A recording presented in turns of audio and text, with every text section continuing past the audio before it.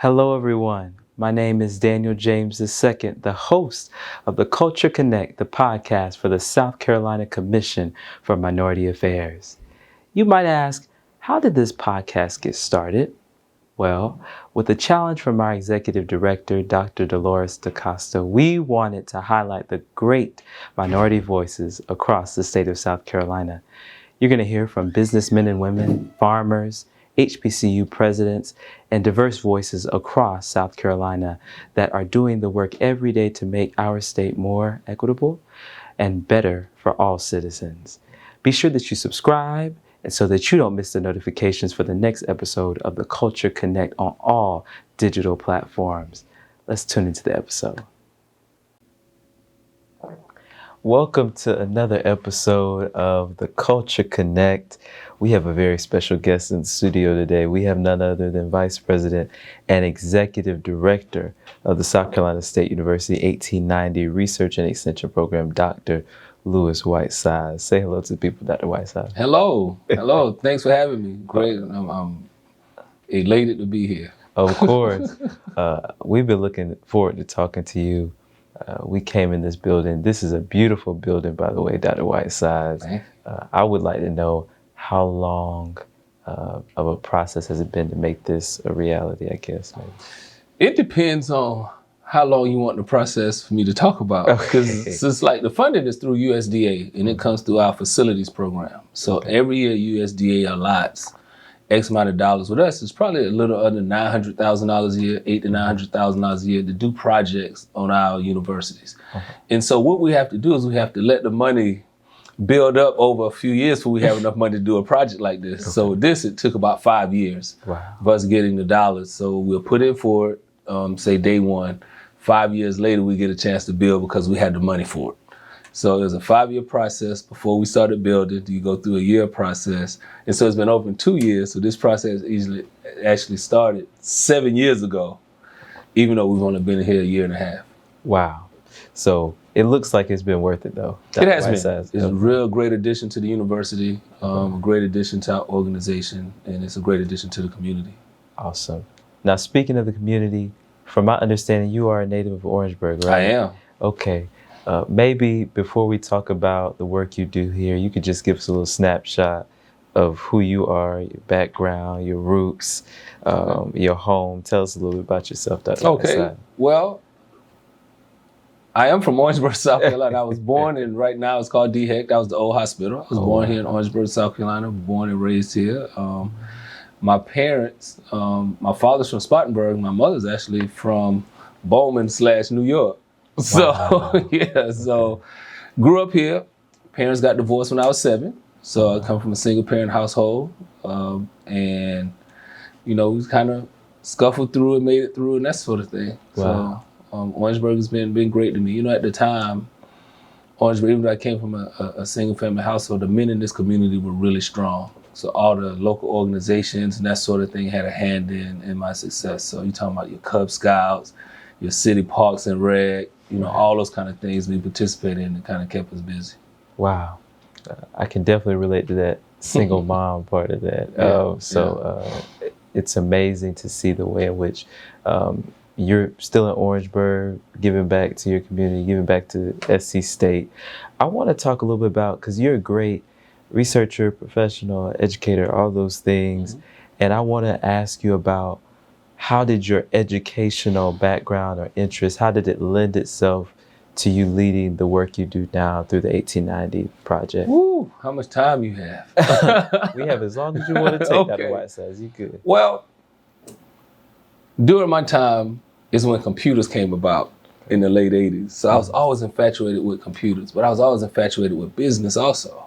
You know, I used to love like watching at the time, you know, before I had CNBC, CNN used to do like the stock ticker and those kind of things. So it was always a cross between that and me. So when it came time to make a decision as to what I was going to do, it wasn't if I was going to college or not, because my mother was just like, what school are you going to? Not if you're going to school, right. You know, so it was that sort of thing. So South Carolina State was the only school I ever applied to.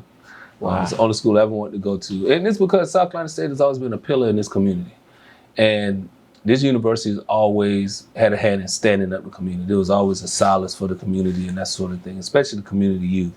So, I mean, I grew up on this campus, man, from watching the band and coming to the games and those kind of things. And being a kid with meager means, you know, the university embraced me. And what I mean by that was I was on campus one day just here and Dr. Willis Ham, which used to be our athletic director, I'll never forget him. He was like, man, where you going, young man? I was like, man, I'm just here watching the band, just that sort of thing. He was like, hey, I want you to do something. So he took me up to Hodge Hall and they had a group called Explorers, the Explorers Club. So he basically put me in a club, and the Explorers Club exposed me to university. We talked about eating, financial management. At the time, it was STEM, with science projects. It was, you know, before STEM, and just opened my world to a lot of different things. And the beauty of that was, again, I told you, you know, we didn't have a whole lot. So when I came on campus to say the football games, I just had to go to the gate and say, I wanted Explorers. Come on in. Went to the basketball, I wanted to explore. So I got a chance to experience a whole lot being from the community because this university cared about the community and the kids and that sort of thing. So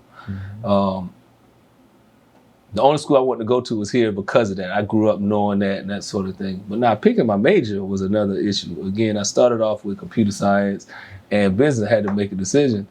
So my mother brought me a salary chart home and said, if you major in economics, you'll only make $18,000 a year. But if you major in computer science, you'll make $35,000. So what you think I majored in? Computer science. So I majored in computer science, actually. And non-traditional for where I'm right now, but it was really, really great for me because computer scientists solve problems. Thinking what they do when they write code, they solve problems. So my whole thinking was trained around solving problems, laying it out, your decision trees, all those kind of things. And I use those methods to this day. I still see Dr. Keller and Mr. Chidari and all these guys in my mind right now who taught all these different things to me, and it's really helped me well. So graduating from South Carolina State in computer science in '94, I got a job here locally at American Yard Products. It's Husqvarna now, and I was a computer programmer. The first 2 weeks in the job, I'm like, I ain't gonna do this the rest of my life. Because I talk too much, and I'm so touchy-feely. Computer scientists are kind of the people that sit in the back room with the computers, and so I didn't really have that concept that was gonna be, I think we're gonna do stuff as teams and that sort of thing. I walked in, my boss was like, here go your code, here go your terminal, you get to work. And I'm like, I don't talk to nobody. He said, if you need some help, but hey, man, I need that in about 2 weeks. Wow. So I'm sitting there looking around, and everyone is like, that's it. I said, oh man, I gotta do something different. This ain't gonna work. So I transitioned into management in Husqvarna and got my master's in business management. And that's how I moved over from computer science to business. And that went very well, great experience at Husqvarna. And then I got the opportunity to come here on campus to work as a program assistant. So I started off as a program assistant. And so we was going out helping small businesses and that sort of thing with business planning, helping put loan packages together, and I really enjoyed it. And so worked my way up, and I got to, so I've been a program assistant, I've been an extension agent, I've been a regional director, I've been a state program leader, I've been a research director, and now I'm the vice president executive director, so almost every position in the organization I've held. So the university has afforded me the opportunity to do that. But when I got to be outreach director, Dr. Oscar Butler, who was the VP at the time, he basically said, Whiteside, you really dynamic, you know, and you got something special, but unless you go back to school again to get your doctorate in higher education, you gonna hit a ceiling and you gonna waste your skills. That's basically what he told me. So I'm like, oh man, I want to get my doctorate, man, like whatever. He said, yeah, that's what I'm telling you now. So I kind of disregarded it, whatever, you know. Year 2 went by. So I'm starting looking at around, and you know, people were getting their doctorate in advance. And I'm looking like, okay, I done pretty much mastered this. How do I advance? You know? Right. So I came back to Dr. Butler. He said, what did I tell you a couple of years ago? You thought I was playing? So I got serious at the time about going to school and that sort of thing and being able to do stuff. And so when I started looking at doctoral programs, I applied to University of Chicago at Illinois, University of Southern Mississippi, and both of them accepted me. University of Chicago told me I had to wait 2 years to get in. Southern Mississippi told me I had to wait a year or something to get in. I'm like, I can't wait that long. Like me, I'm really aggressive. So I want to go now. Yeah. So a buddy of mine was at the University of Sarasota in Florida. And his friend was there also. So I talked to them. And I was like, yeah, we have to go down like a week or so at a time. Then we come back. And, so we only had to spend a week and the rest of it was like online. Well, that was ahead of its time. That's what everybody's doing right now. But back then, in 2000, in 2003, that was way ahead of its time, but it fit my format and what I wanted to do. But what I appreciated about the program, because I got my doctorate in international business, is because you had to do international projects, international trips. Wow. So my first trip was to Czech Republic and Russia, leaving Orangeburg, South Carolina. You're an eye-opener. From that, we went to China, Thailand, Japan, South America. So I got a chance to do projects in 13 different countries around the world as a part of my doctoral program. And I guess when I was in China, we worked with an Apple company, and this was my project lead that I had to do. And the Apple company produced 25% more apples than they could sell. So it was wasted.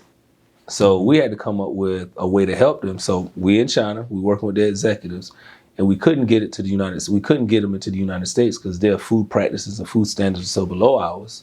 So we saw we can get it to the EU if they made applesauce. So we helped them develop their business plan and that sort of thing to refine their 25% apples in the applesauce and created a whole new market and that sort of thing. And it became very successful. So that was really, really great before I wrote my dissertation. And then I finished in international business. And I actually thought that I was going to do import and export because international business had really captured my attention at the time. And that's what I thought I was going to do. But the university kept calling. Every time I thought it was an opportunity to do something, another one opened up. And so. Wow. Goodness.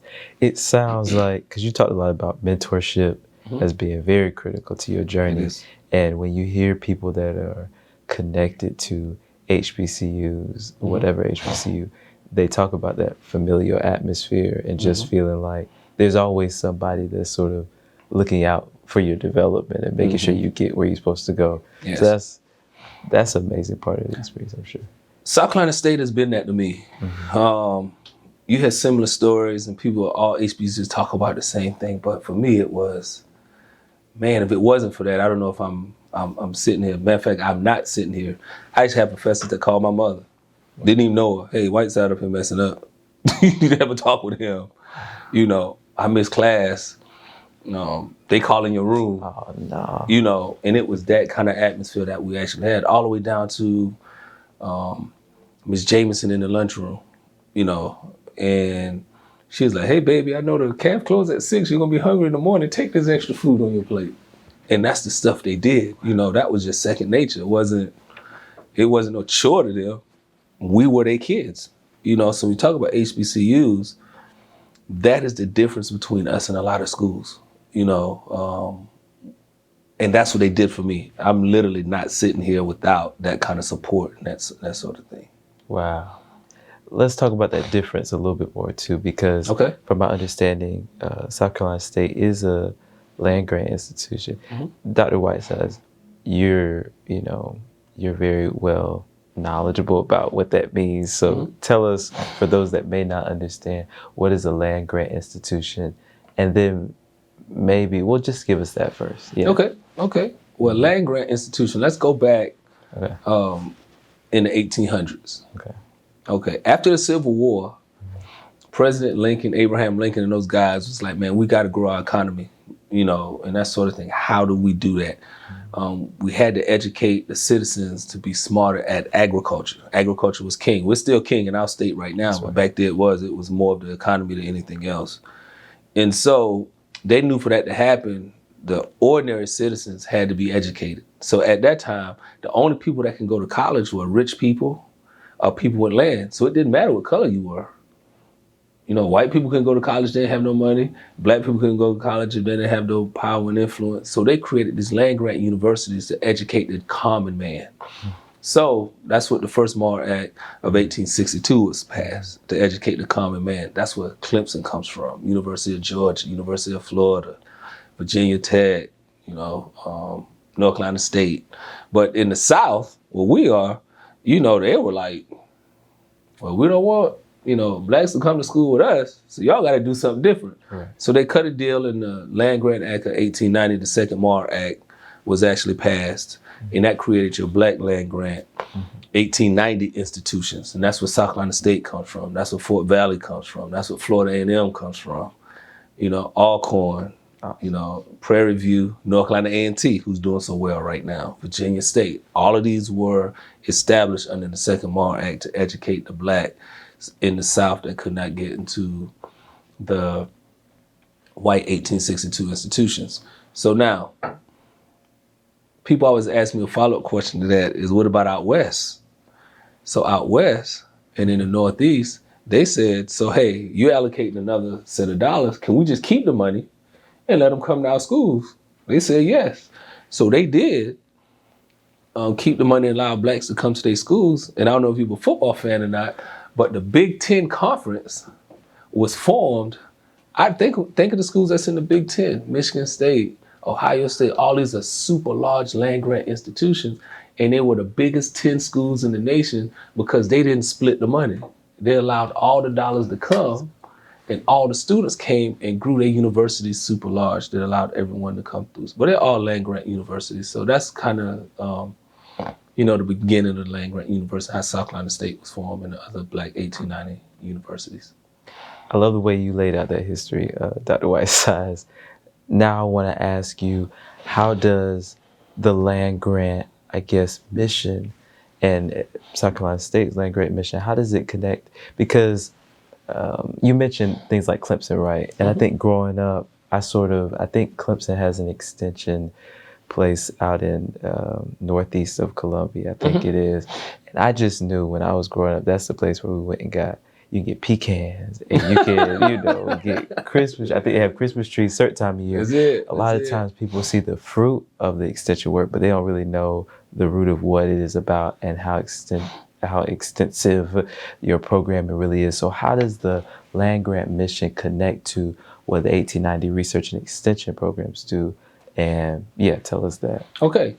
Well, again, South Carolina State is an 1890 land grant institution. Land grant institutions not only educate students, but they educate the community. That's the difference. So they're community universities.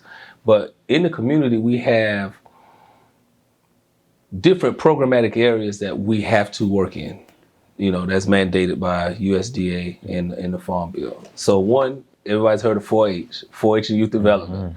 So we have a robust 4-H program. So we work with youth all across the state on doing different things. And the difference we have in 4-H, I said South Carolina State and what we do with your 1890s, is ours is a lot of non-traditional. A lot of traditional 4-H is around agriculture and those kind of things. But a lot of our kids in the urban areas that we work with don't have access to agriculture. So we have to do, different things. So we do things like a lot of STEM things, robotics and, a lot of different things, man. We do drones, we do all kind of things with our kids as far as in 4-H. So 4-H is a big deal. We supposed to work with the youth in a variety of different areas across the state. So our second program area, of course, is agriculture. Agriculture is still king in our state. It's about $48 billion, the largest industry in the state of South Carolina. So we work with a lot of small and minority farmers. South Carolina has 25,000 farms registered. Of that, 9,800 have 100 acres or less. Those are the small farms. Those are the ones we work with. But when you take another subset of your minority farmers, that's about 2,500. So 10% of the larger number of minority farms, we losing them every day. So our clientele is a minority farmer, regardless of color, race, creed, that sort of thing, 9,800, but a special emphasis on your black and small farmers that are disappearing at an alarming rate. So That's another program area. Do we have family nutrition and health? We do a lot of family training, family planning, nutrition. We work with people with diabetes and heart disease. You know, you're here, you know, where South Carolina State is, Orangeburg, Calhoun, and Bamberg, they call the stroke belt. We have the highest incidence of stroke anywhere in the United States. You know, so a big part of what we do is working with people with diabetes and that sort of thing, help them healthy eating, healthy cooking, try to nurse them back to health, and that sort of thing.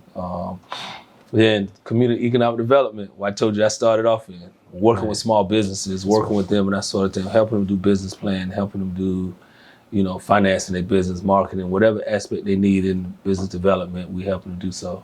But I created an extra one called Education, Innovation, and Support. And you'll find that unique to South Carolina State that no other land-grant institution has. None. Out of the 108 that we have out there, we're the only one with this division.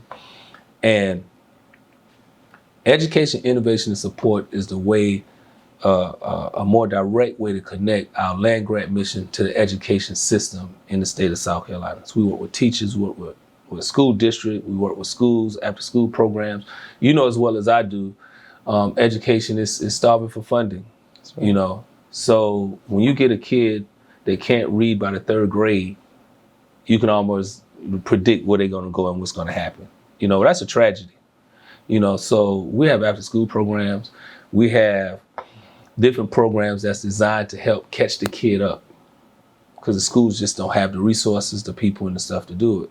So we have our SMART Academy that stands for strategies in reading and math using technology, that we work with kids and that sort of thing. We have something we call our HYPE program, which is helping youth pursue education.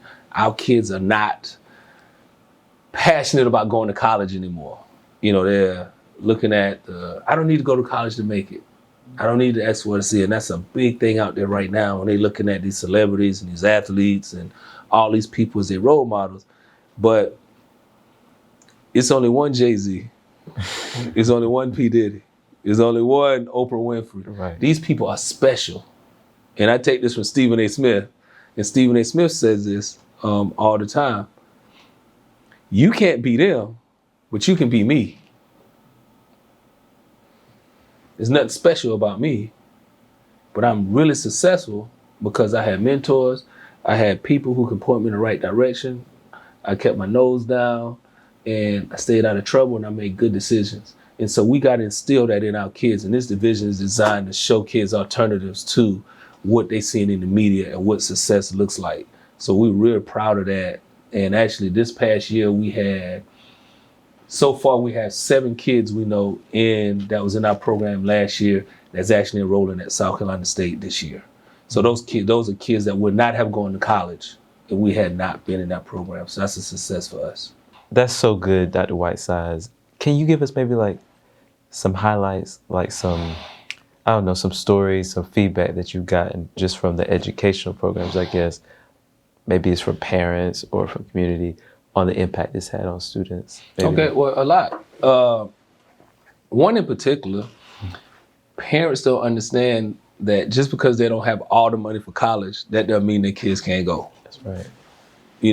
So I think about a person in particular that I spoke to that was like, man, I didn't know that it can get scholarships or even student loans, or you can get, different kind of loans to pay for my kid to go to school. I was already preparing for my kid to go to the workforce, because they didn't realize, even though they hadn't saved for college, and you don't want the student loans, but they're necessary if they're gonna get you where you need to go, but they hadn't been educated enough to know that college isn't within reach.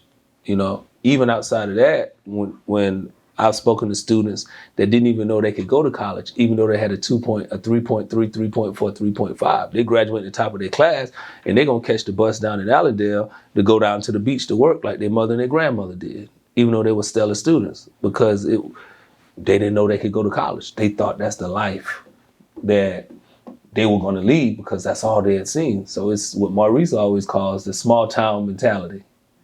They have that. So we have to break them out of that. And we've been doing that. So college tours, everybody in our HYPE program, we bring them on campus. And not only here, we take them to other campuses. Because really it's not about them coming to South Carolina State. It's about them going to college, period. Right. You know, so our program is not geared to recruit students.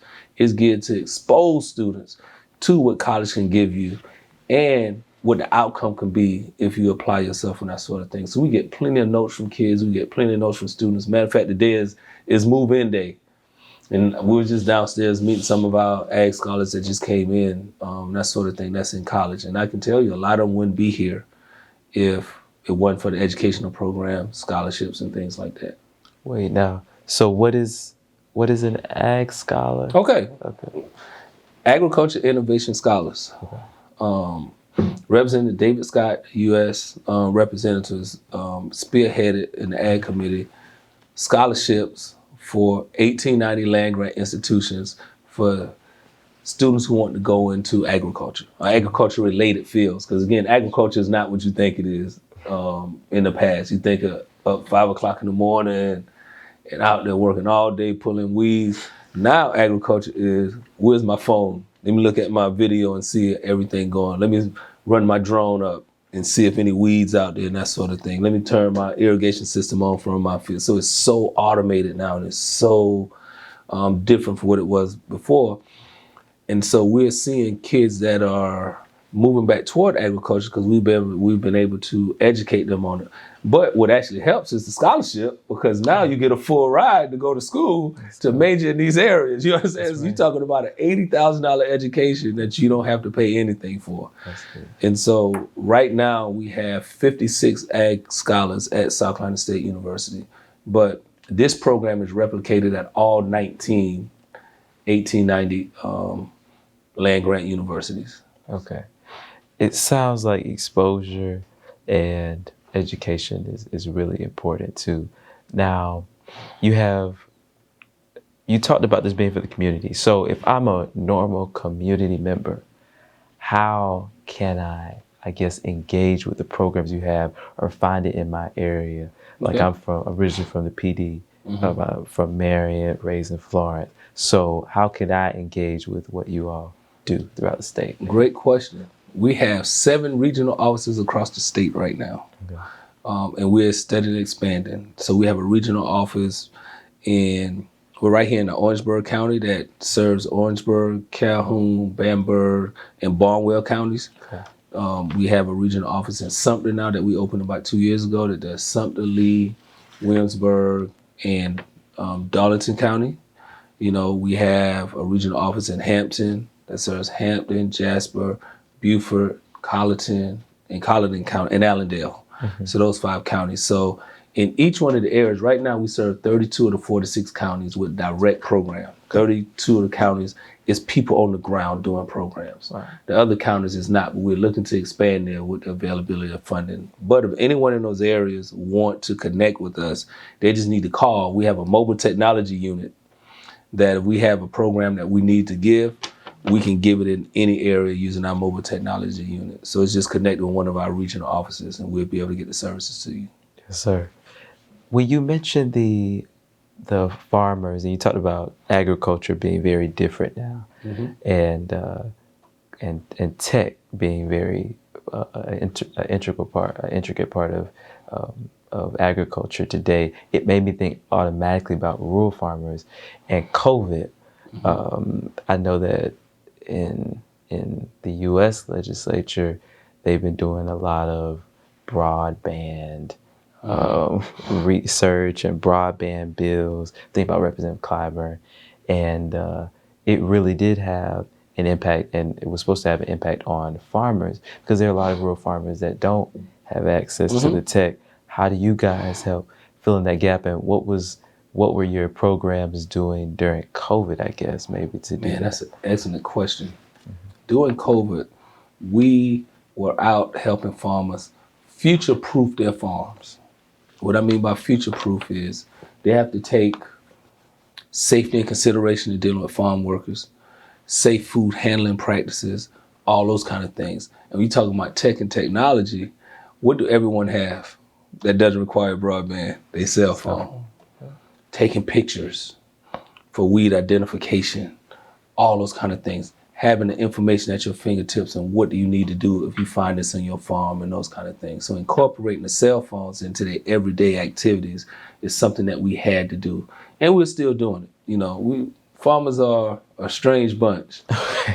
They like to look and see first, Does that work like they say? And Yes, then once you get the first person to do it and it rolls out pretty deep. So we got to find the 1 or 2 people that's going to actually do it. And we do what we call field days or showcases where we'll work with you, make it work, then we'll invite all the farmers to see. Then once they see, oh yeah, I want to do that too. But getting that first 1 or 2 to do it is a little tough. So that's a part of what we call our EDGE program. And we took a different approach, and we take a different approach from a lot of land-grant universities. And EDGE stands for Educate, Demonstrate, Guide, and Execute. So we educate the farmer on what we want to do.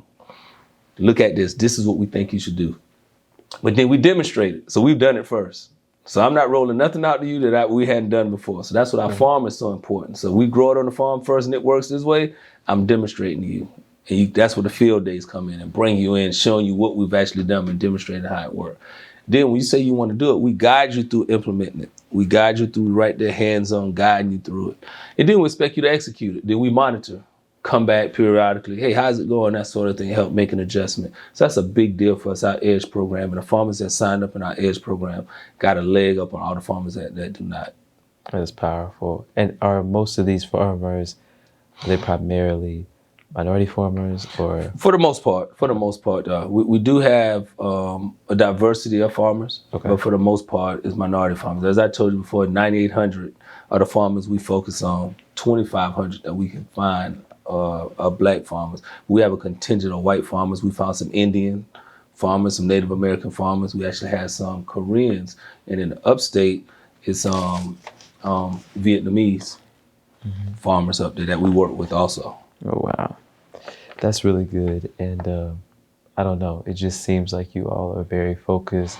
This is something I feel like is very underrated, the work that you guys do. I'm sure you don't get a lot of claps for what you do, but we just want to commend you on the great work you're doing. Well, thank you. Well, it's a job, and our employees are really, really great. And they know a lot of times it's a thankless job, yes, and it should be, because that's what we're supposed to do. That's right.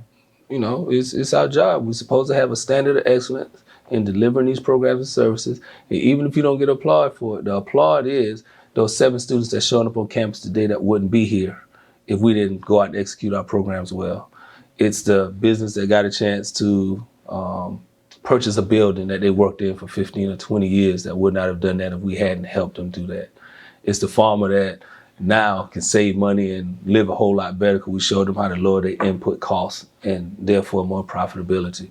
It's the parent I talked about that'll be able to send their kids to school because they didn't think that they could go to college or that sort of thing. So all those different success stories is the things that we get and the claps that we actually get. And anytime I get a letter, I send it to our staff. Say, this is the work that you're doing. This is why we do what we do. So it's real rewarding when you see people, advance in life because of the work that you do. That's awesome. That's awesome reward. You said you have 7 regional offices, but I heard about a new construction project that's happening in Charleston. Okay. Can you talk about that a little bit? What would that look like? And just, yeah. Okay. Charleston is a beautiful facility. It's downtown Charleston. It's on 35 Lee Street. And it's overlooking the bridge. You can see the bridge from there. It's a really, really nice building. It's about 12 to 13,000 square feet. And it's a research and education center. So what are you going to find there is all of our programs be run out of there, but it's a community facility. So the community can come in and use the facility to have meetings, workshops, whatever they need. We'll be able to offer our trainings and all those kind of things there. And it's a really, really beautiful building that we're looking to open in the next 60 days to the public. And we're finishing up some minor things right now and getting the decorations and things in. And we're going to have our, building open and coming up pretty soon. But it's our center for our coastal region. And that region serves Charleston, Georgetown, and Berkeley counties, and Dorchester counties. Those 4 counties will be served from that building. So all our agents and our staff that be working with all the communities we talked about in those four counties launched from that actually facility. Wow. I don't know. It's just having a public facility that the public can use, I guess, is it just seems so innovative. It seems groundbreaking in a way because you don't see a lot of universities, I guess, taking on that type of work, especially just throughout the state. And I guess, I don't know, I guess people just need to be a little bit more tapped into this. Well, you don't see a university do it because they're not South Carolina State University. That's the difference.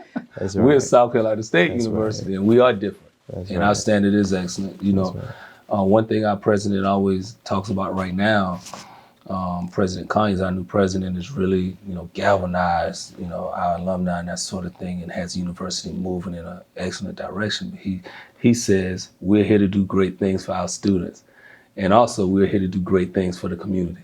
That's right. So that's what we're here to do, and we follow his lead, and that's what we actually do. So he exudes that enthusiasm for the university, integrating into the community, doing the things that we actually do. So that's common for us to see those things and maybe uncommon for other folks, but that's what we're here to do. And that's encouraging to see that vision being implemented all the way down. So I want to talk a little bit about maybe someone that's in high school or college. Maybe they're not just engaging with you guys' programs, but maybe I want to ask, like, do you guys offer internships or things of that nature, apprenticeships for people that want to work in the SC State 1890 research and extension? Yes, this past year we launched our first internship program. Okay. And I think we had 18 interns this past year that was placed all across the state. Okay. So they had to work out of the regional offices we talked about. So they had to be from those areas. Okay. So again, that's having homegrown people help their own community through the programs and services that we actually offer. So we had 18 students this past year to do so. Matter of fact, we just had a meeting yesterday of how we expand that to high school because these were college students. That's so good. That's so good. And I hope that expands all the more and that people really engage with that. I guess I want to ask you then, to sort of wrap up our time together, is to ask you about anything else. I know you got the Charleston project, but what other, work can the community, can Orangeburg, and I guess the state in general look to see from you guys? Because right now you service 32 out of 46, but I guess maybe you also could talk about those other 14, like how Okay. But yeah. Well, what you'll find, and this is news breaking for you right now since you're here. That's right. We have other facility projects that's going to aid in our expansion. You say you're from the PD. We acquired a building in downtown Florence. Did you really? Yes, a little over, right around the corner from Florence School District office, right downtown. And it's about 11,000 square feet that we're in the process of renovating. Wow. That would be the center for the PD. We acquired a facility in Columbia, South Carolina, 1801 Charleston Highway. Okay. It's the old Granby building. And it's 40,000 square feet that is going to be a research, education, and conference center. And we acquired a facility to take a few of those last counties we talked about in Rock Hill and 1401 Constitution, which is about 10,000 square feet. That's going to be a community research and education center. So we have plans, and we are expanding to serve every citizen in the state of South Carolina. But we've acquired the funding to purchase the facilities. We have the facilities. Now going through the state system, getting renovated is whole nother ball game for another year or so to get it done. But over the next year or so, you'll see some great things happening as far as our expansion and new programs. Talking about programs, we're about to start our Center for Food Safety and Health. We got a dynamic senior scientist and center director that'll be in a couple of months to lead that effort. And she comes from industry, and she's really the top of the class out of any universities that's going to come to lead our center. We talked about technology earlier, so what you're going to see is an Institute for AI, Data Science, and Machine Learning as it relates to agriculture. You'll see that, in the next 6 months to a year. And one thing that we're already working in is emerging and alternative agriculture crops and that sort of thing. Another thing I did not mention is we acquired our first university farm in about 50 years. And that's in Olar, South Carolina. It's 200 acres that we've already started our research trials on and those kind of things. So the university is expanding in ways that it's just unimaginable a few years ago. So university is on very sound footing. It's really expanding and really moving in a great direction. Now, I actually did hear about the research farm in Olar. What are some of those projects? Because I heard there was something about water of that nature or some research concerning that. Yeah. Okay, well, the water research is in a different place. It's in a different place? That's at Camp Daniels. Okay, Camp Daniels. So Camp Harry Daniels is our 4-H camp. It's the only 4-H camp that blacks could go to. Well, not even blacks, just, again, back to what I was talking about. People who didn't have a lot of means. We had a lot of whites go to our camps. When I say South Carolina State took me in, I went to Camp Harry Daniels as a kid. Okay. It cost me $7. Wow. To go to 4-H camp for 2 weeks. Think about that. Without that, I couldn't go. A whole nother experience. Me and my brother went. My little sister went too. So you're talking about a single mother sending her kids to camp for 2 weeks, and the thing went down to 8 days for $21. $21. But we have replicated that model. We just coming off our summer camp period and our partnership with Clemson, and their camp, and our kids went for $50. Summer camp, without going through us, is $600. So we had more than 500 kids get a chance to go to camp this summer, paying $50 instead of the $500 or $600. They would not have been able to afford to go if they did not. So that's Camp Harry Daniels in a nutshell. As a matter of fact, October the 20th, a historical marker is going to be unveiled at Camp Daniels. It's going to go in the historical register for that site and that camp. But back to your original question with the water. The South Carolina legislature, and I'm gracious to them, they allocated us $2 million last year toward our $5 million goal to start our Limnology Research Center. And that's the study of freshwater rivers and lakes. South Carolina has about, I want to say, 62 freshwater rivers and lakes, and all of them are interconnected. And people don't realize that. So when something happens upstream, downstream, and people get sick, the people upstream don't know until somebody shows up in the hospital months later that DHEC or people will go out to see exactly what's happening. But all the water bodies empty out below Georgetown, Charleston, Hilton Head, and then the Savannah River. All the rivers and lakes are connected, and there's no one studying the whole ecosystem as a whole. And we're going to be out front in the state of South Carolina doing that. And the legislature did allocate us $2 million last year toward our goal of $5 million. But we've already started the water research. We have a scientist on staff right now, Dr. Hamidi, who's doing, now brace yourself, atmospheric water generation.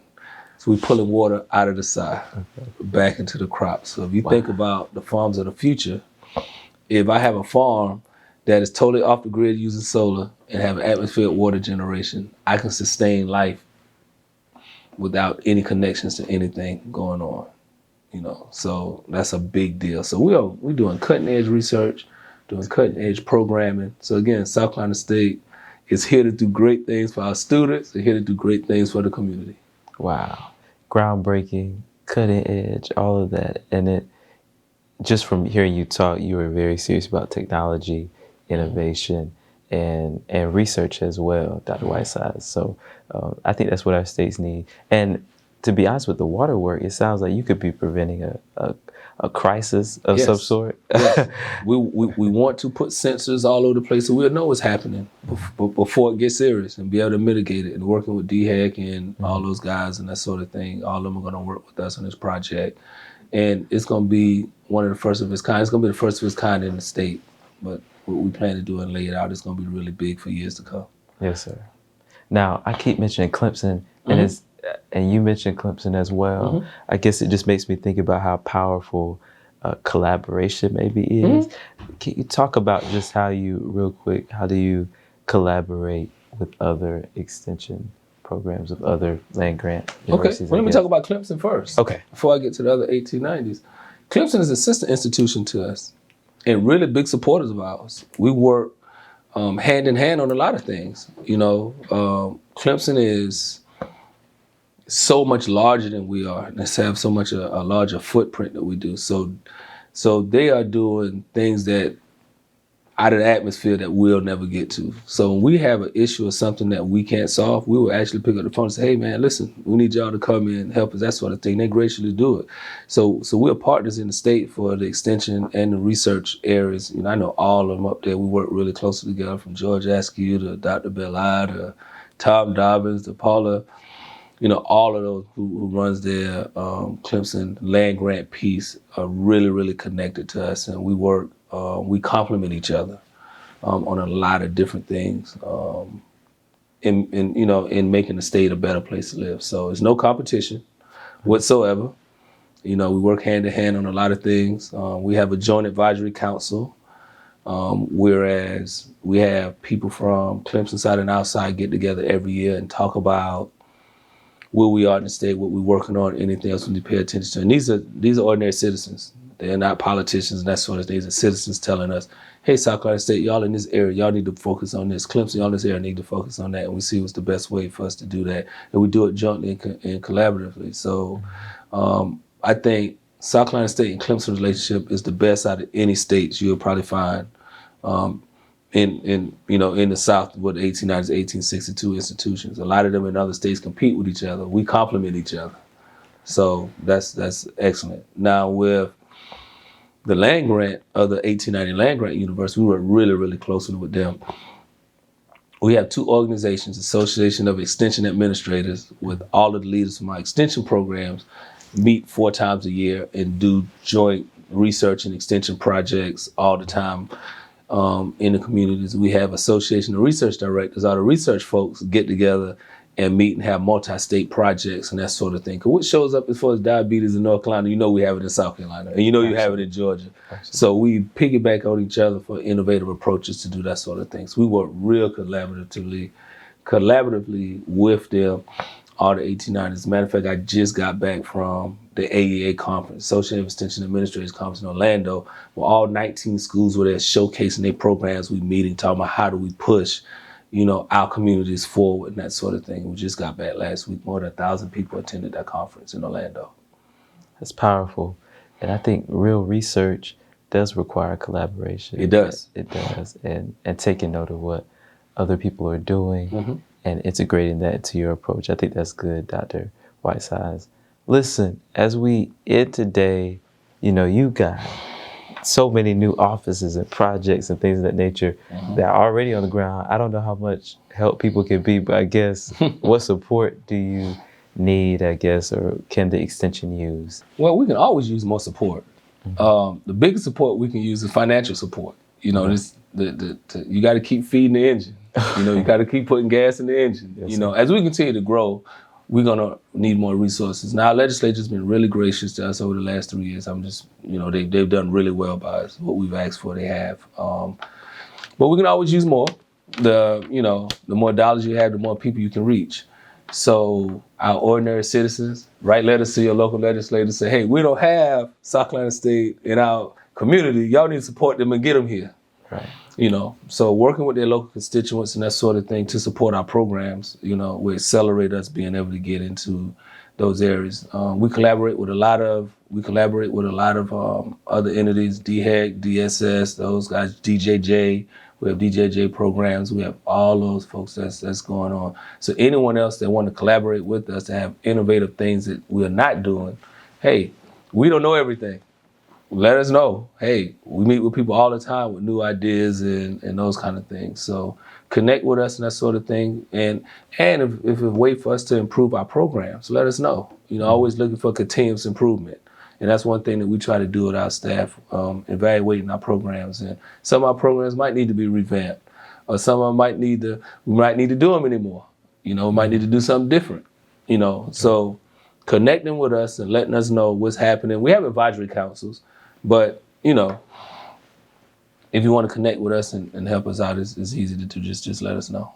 That's good. And now you can count the Commission for Minority Affairs in that connection and collaboration too. Thank you. Thank you, sir. We plan to support everything that you all are doing. Any closing thoughts as we end out the day, Dr. Whitesides? No. I would say South Carolina is a place that reared me. I have great thoughts and great experiences in the state. South Carolina State, as I told you, the passion I have for this university and what it did for me, I could never repay this university what it did for me. And so with that, we're going to keep working to make the university a whole lot better. We're going to keep working to make the state of South Carolina a whole lot better, and that's what we're going to do when we get up every day. And if anything that we can do to assist, I always tell people, please let us know. We are a wealth of information. We connect in a lot of places, and a lot of times we can help people get things done. I mean, people call us all the time for, I got my insurance statement in the mail, and why didn't insurance pay for this? Wow. Our agents will be like, well, let's call up there for you. It might be an older person or something, don't understand the statements. Whatever the needs are in the community, we're there to assist, and that's what we actually do. So. Wow. Thank you so much, Dr. Whitesides. Thank you. Listen, it's been another episode of the Culture Connect. Did you enjoy the episode? I hope you did. Be sure that you subscribe to our YouTube channel and connect with us on all digital platforms so you don't miss the next episode of the Culture Connect. We'll see you next time, everybody. At the South Carolina Commission for Minority Affairs, we believe the state's rich culture and history lies in the diversity of its people. Through research and relationships, cultural awareness, and increased opportunities, we're working to help all ethnic minorities achieve economic prosperity. Our network of community and state partners enables us to achieve more, which helps our communities to be stronger together. To learn how we serve you, visit cma.sc.gov.